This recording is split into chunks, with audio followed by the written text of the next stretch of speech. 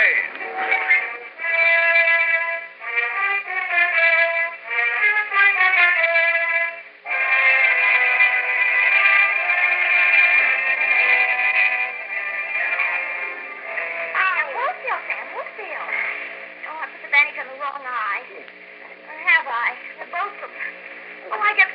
Sometimes you go dancing on a hill like a schoolboy on the slightest provocation, and 1 hour later, just 1 hour, you come back with a broken head and a black eye and clothes torn all to pieces, face like a wet geranium.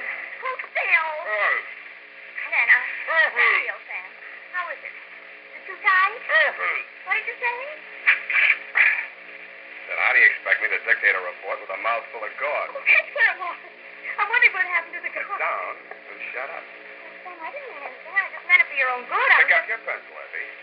Oh, not the scissors. Oh, I'm sorry, Sam. I'm sorry. Two Patrolman Aloysius, FX Clancy, 3rd Precinct Station. Sam, the officer Clancy? That's right. The nice fat policeman that walks up and down our street? The same Effie Microwave. He brings me candy once in a while. Down, Effie. From Samuel Spade, license number 137596, subject the 1 hour caper, Dear Clancy. Yeah. In case you were aware of it, and I think you were, Clancy, this afternoon in San Francisco was warm, quiet, and dull. I was sitting in my underwear in front of the open window of my office, reading the news of the blizzard back east. I was not employed by the Chamber of Commerce to do this. My secretary had merely taken my suit downstairs to get it pressed. It began as the clock on the Church of Dismas the Thief around the corner was hammering out the hour of 4.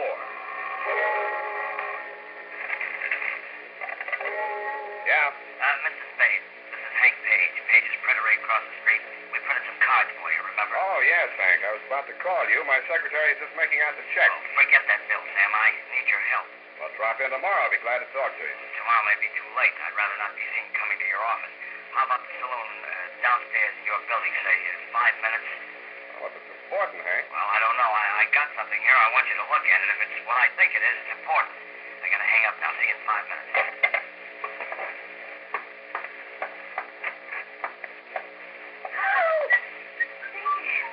Where do you think you're going in that? Same old hat, Effie. What's the matter with it? It's not referring to your hat, Sam. Well, that's what you're looking at. I'm trying to avert my eyes, Sam. Here's your suit. Oh, I forgot. Well, look out the window, Effie. I'll put it on. And a phone call. Maybe a job. I gotta meet a man. Sam, you can't go out on a job now. Why not? Why do you think I got your suit pressed? The man's coming to take your picture. What man? From Baffling Detective Magazine. Oh. Well, I'll try and make it, sweetheart. Sam, I'm tired of making excuses to people. I set up this appointment for 5:30, and I want you back in plenty of time.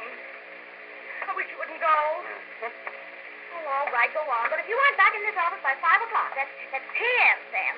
You can find someone else to make your excuse. Okay. Shall we synchronize our watches? I skipped the elevator and walked downstairs to save time. It was 11 minutes after 4, last beer time, when I reached the entrance of the happy hour oyster and beverage bar. I turned and looked across the street. Hank Page was just stepping off the curb. He was jaywalking, but that didn't explain what happened.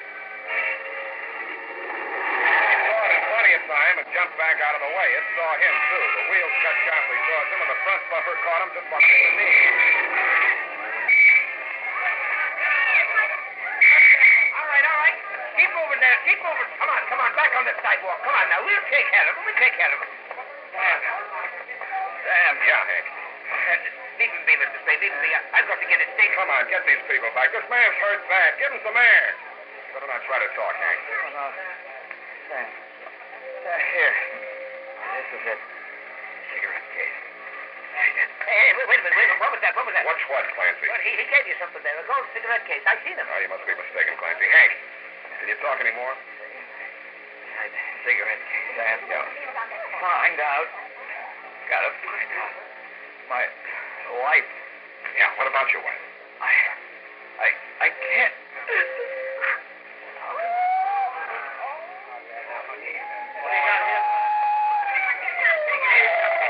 Take it easy there. What have you got here, man? Hit and run. Looks kind of dead. Like I'd say was dead, wouldn't you? There's a log through, Clancy. DOA. Okay, boys. Okay, take him away. Now, come on, please, everybody, stand back. Any of you people identify this man? Yeah, I know. You better come along then.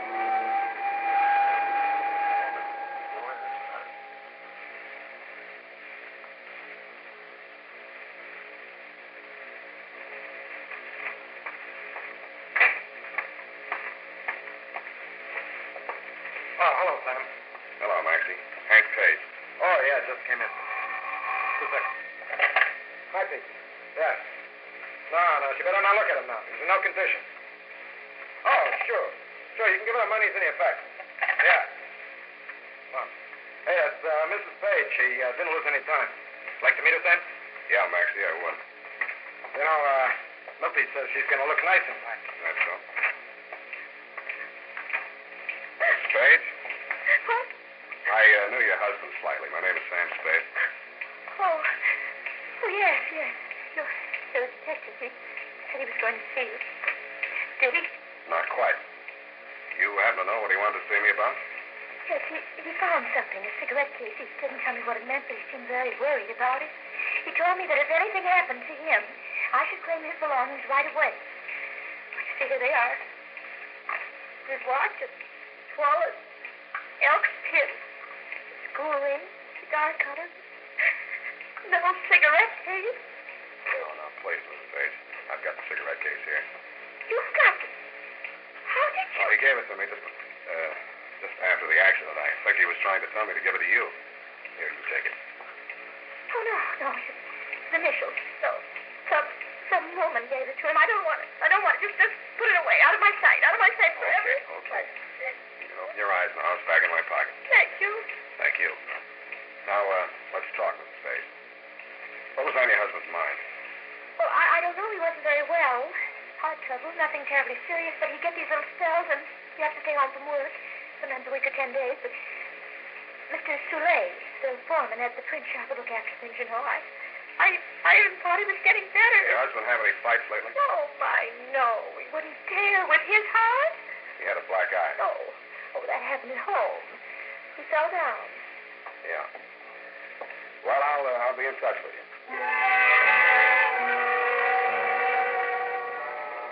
Outside, the fog was rolling in. I stopped under a streetlight and spent an estimated 45 seconds trying to figure out what time it was for the calendar watch my secretary gave me for Christmas. The barometer was falling, it said. The temperature was 63, and I was facing northwest. I looked in a jewelry store to find out it was 4:23. My hour was nearly half gone, and the only clues I had were a cigarette case and a black eye. I took the case out of my pocket and opened it. There were cigarettes in it. I took one out and lit it. It was nasty. Then I saw something green behind the cigarette.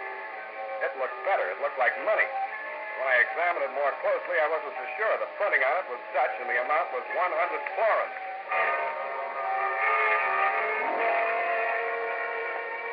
The banks were closed, but it only cost me 2 nickels and a pay telephone to find out where to take it. It was a small but solid-looking establishment on Montgomery. The gold lettering on the plate glass window said Van Pelden Meisner, commercial agent, Amsterdam, New York, San Francisco, Macassar, and Curacao. Gentlemen here? I want to see Mr. Meisner. There is no Mr. Meisner. There's only Van Pelt, and I'm Hendrik Van Pelt. I'm so sorry. Oh, don't say it like that. Maybe you can help me. What can I do with you? Well, somebody paid me off for a job in Dutch money. I want to know how much it's worth. Oh, this better than Meisner, I know. The value of money. Show me, please. Maybe you'd like a cigarette, too. They're Dutch. Please. My brand. Sumatra Queen. Thanks. Oh, good. You like good, Sumatra Queen. No, the money is 100 florins. High under the light, look. Eh? Serial number. Here is M. Portrait clear is. Seal good color is. Paper excellent. You wish to exchange? What's it worth? Well, look, the latest quotation is florin against the dollar. $53.24. That's what the exchange fee taken out is. You like $10 notes? I love them. You You mean that money's real money? Who knows better than I should, eh? My brother was engraver to the Royal Dutch Treasury. I myself in the manufactory worked until the occupation coming was. Pardon me. Would you mind saying that again, please? In the manufactory from all kinds of money, including already currencies from the Indies, East and West, Java, Celebes, Borneo, and homeland, Netherlands. Also 6 months in Bulilong, Bali, where I'm English learning. Oh, you learned English? Several foreign languages. I see. Well, I'll take it in cents. Sure.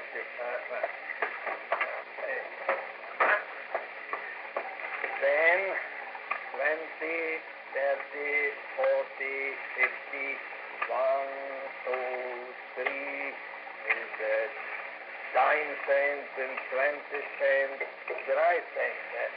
Thank you. Eventually... I spoke a little Dutch. Yes, eventually you have lived in San Francisco for how long? Eventually quite some time. I'm Hendrik van Pelt. How are you? How do you do? Yes, I noticed on the cigarette case, you have the same initial, HP. Who your name is, please? Polehouse, Herman Polehouse. In a Polehouse, I like that cigarette case. With the coincidence, you tell me your Dutch money. Maybe also tell me the cigarette case with the Dutch cigarette. You like those cigarettes? Oh, I love that Sumatra Queen. You can have them for nothing. No, such a pity to remove them from the beautiful case. They go together, cigarettes and the case. How much? What would you say it's worth? Well, that could go $500. What do you pay? Nothing. I took it off a dead body. Get out, grave robber. Help, police, stop thieves. Okay, Mr. Van Pelt, I'm going. Help, police, help.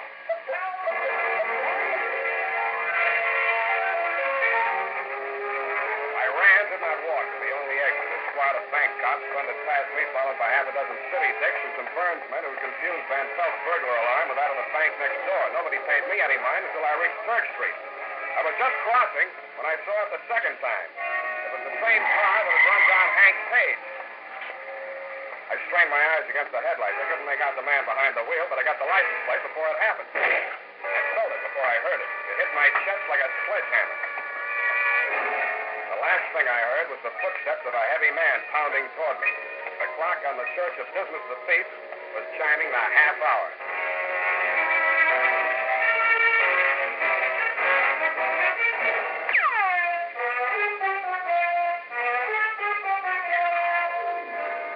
And now, back to the 1 Hour Caper. Tonight's adventure with Sam Spade.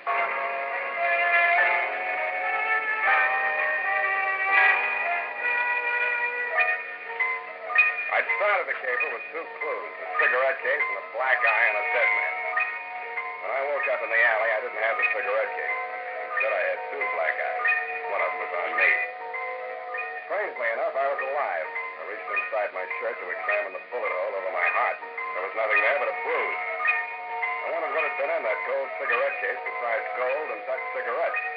The slug had come at me hard enough to knock me down and out, but the case in my inside pocket had stopped it. I limped to the nearest phone booth and phoned Tuttle in the traffic division.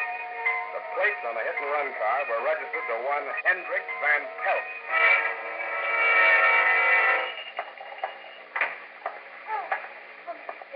I'm so glad you're here. I was beginning to worry. Where's Mr. Van Pelt? That's just it. He went in the other room to make a drink. He hasn't come back. Listen, you don't know how glad I am you're here. Do you know why he invited me to have this drink with him? I can think of one reason. Oh, thank you. Listen, he wants to buy Hank's cigarette case. And, of course, much as I hate an Indian giver, Mr. Spade. Yeah? Well, you know, Hank didn't leave much, only a little insurance, and the printing shop is a partnership, you know, Hank and Mrs. Soleil. The cigarette case is just a windfall. I told him you wouldn't stand in the way of a widow. I wouldn't think of it. I knew you'd do the decent thing, Mr. Spade. Give me that. Please, Mrs. Spade, my bruises. Besides, I haven't got it. You haven't got it? No, now, look, Mrs. Spade. Blanche. Okay, now, Blanche, try and think. Did you ever hear your husband mention Van Pelt? No. No, they never even met. Mr. Van Pelt said so. How'd Van Pelt find out about the cigarette case? He said you showed it to him. How well do you know your husband's partner, Mr. Soleil? Oh, we're total strangers now. I told my husband everything. He forgave me. And what did Mr. Soleil tell you? Nothing much, nothing. He's led a very dull life. Almost as soon as he got out of reform school, he took a forgery rap. Oh, very But that's where he became a master quitter. And stir, as they say. Oh, yes, they do. But they're not much help. Au contraire, Blanche. Au contraire. I escorted her outside and pushed her into a taxi. Then I walked back to Church Street. As I rounded the corner, I could see light in the window of Page's Printery. The chimes were hammering out 5:15 when I entered Hank Page's shop. In the back, a guy was sitting at a desk in his shirt sleeves checking off figures in a ledger. I introduced myself, and he told me his name was Ben Soleil. We shook hands, and then he waved me to a chair across the desk. This is awful, Spade. What with one thing and another, we're heels over head in work, and got to pull with these books, and I don't know a thing about it. And pardon me. Yes. Oh, all right. Oh, well, things are a little confused here just now. Could you tell me a little more about it? Huh? Oh, yes, I understand the problem. Well, we're handling it at this end, but we'll be very busy for a while. No, there's definitely no point in you dropping by tonight. Oh, you think the news of the boss's death would make some difference to those customers, but no. Hey, take that fellow that just... Yeah, I know you're very busy, Mr. Soleil. I don't want to take up too much of your time, so... Say, what makes you think that car deliberately ran down the boss? Did I say so? Well, you're an insurance dick, aren't you? You got me tagged. Anybody have anything against him, as far as you know? No, he fired 2 printers last week. Why? Well, they couldn't spell in English. You, see Mr. Page this afternoon? Yeah, he came in for about 10 minutes. Said he'd be back on the job tomorrow morning. He was killed just after he left. How'd he look? Oh, same as usual. You wouldn't say he'd been in a fight. Oh, good Lord, no. He was a sick man. He had a piece of porn in his hand when he was hit. Know anything about that? Oh, sure, he got it here. One of our customers, a man named Van Pelt, paid for some work with it. Boss wanted it for a souvenir, so he took it with him. Does Van Pelt know about Page's heart? Oh, that's a stupid question to ask. You didn't know Page was killed with Van Pelt's car. That's a long shot, though. Thanks. Here's another one. You're lying straight down the line. Huh? You didn't see Page today. If you had, you'd have mentioned that he had a black eye. He didn't take that Dutch money for a souvenir. If he had, you'd have mentioned the cigarette case. You've said enough.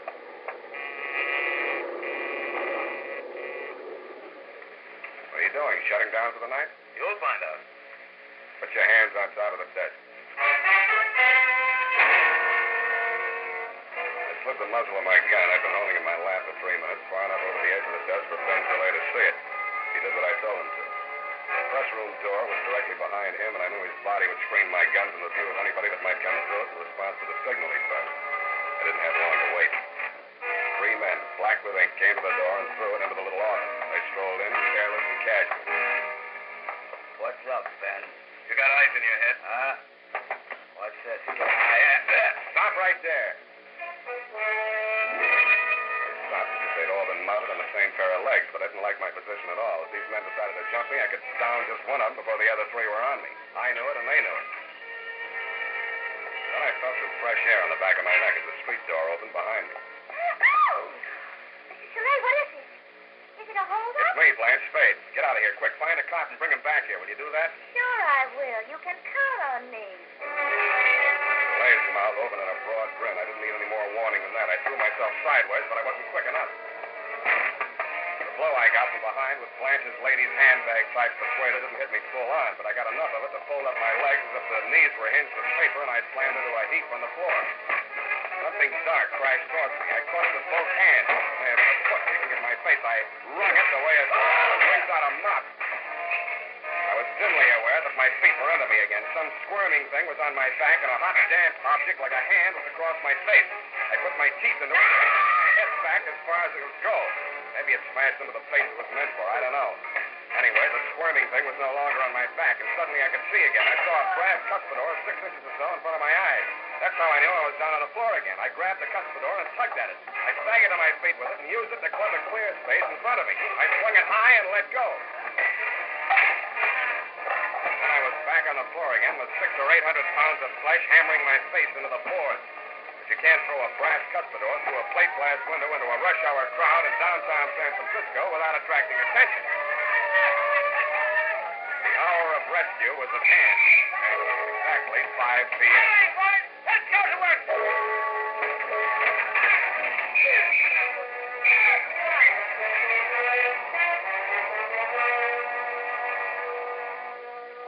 And Aunt Clancy is the most of the crowd.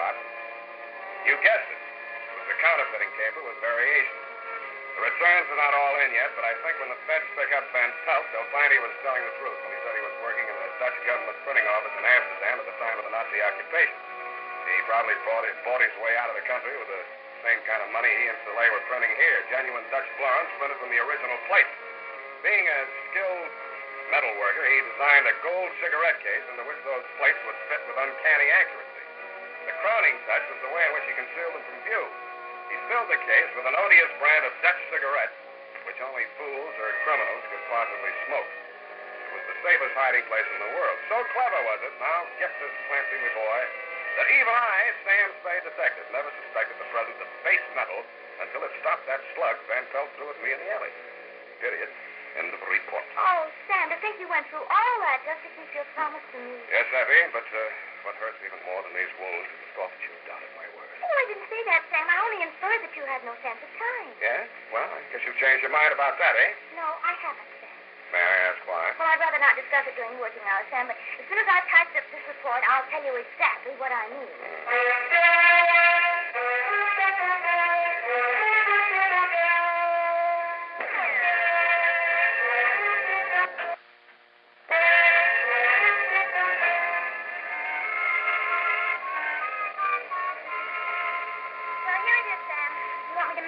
I just hand it to him on the way to the streetcar. Save the stamp, F. What else? Oh, all right, Sam. You won't be needing me anymore. I'll... Sit down. It's nearly 5:30, Sam. And I told the photographer not to come. That's a fine thing. After all I've been through, you still say I have no sense of time, and you told the photographer not to come. Why? Because I knew you wouldn't be back in time, and if you were, you'd look so terrible the picture wouldn't be any good anyway. Thanks a lot. Oh, Sam. That's why I must have been so cranky. I must have had a premonition. I never was the matter with me. I'm so ill-tempered. Oh, no, you're not. I think I'm turning into an old maid or something. Oh, calm down. I must be. Oh, by the way, honey, remind me to write to Feige in Washington and ask them to send me that cigarette case for a souvenir if they take it off Van Pelt. After all, you know, it saved my life. You're right. Mm-hmm. And here I've been nagging and saying all these terrible things. Oh, Sam, I know Come what's the matter here. with me. Oh, no, Sam, no, your bandages, your wound. Oh, Sam. Think I'll live. Good night, Sam.